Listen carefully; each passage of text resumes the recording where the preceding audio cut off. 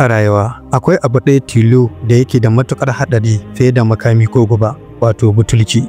Mutum mai butulci zai iya lalata alaƙa, ya karya amana, kuma ya rusa rayuwa ta hanya ɗaya tilo, ita ce rashin godiya da cin amana.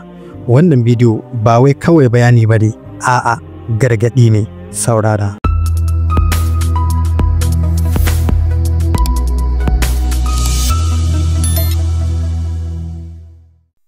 Assalamu alaikum. Dan uwanku Saifa SYS ne, ko a yau ma na sake zuwa da wani bidiyo, amma wannan yana magana ne game da abin da ya shafi butulci.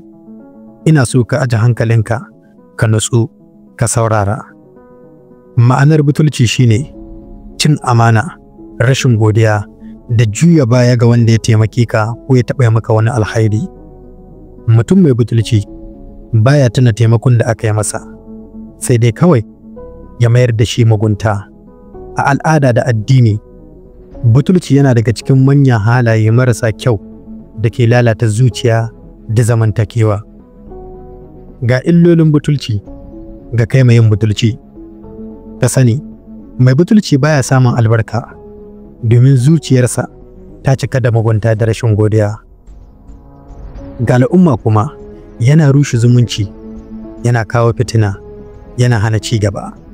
Ga dangantaka yana iya rusa abota ko aure ko haɗin kai na kasuwanci saboda rashin adalci.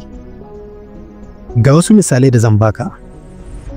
Mutum ya taimaka maka wajen samun aiki, amma ka manta, ka koma ka yi masa mugunta ko ka yi watsi da shi, ko a haɗa kai da kai a cutar da shi.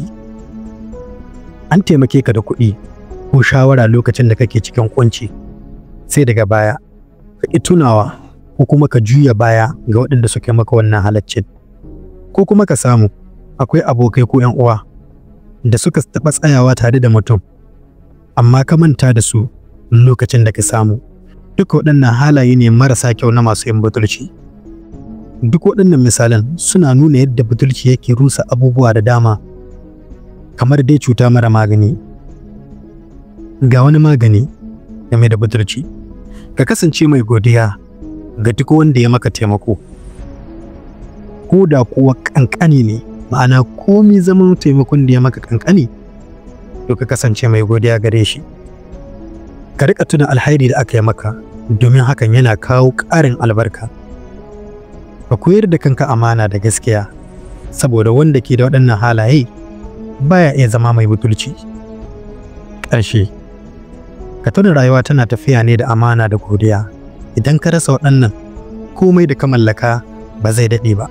Ka guji butulci, domin shi ne mummunan guba da ke rusa rayuwa a hankali da ma kowane ɓangare.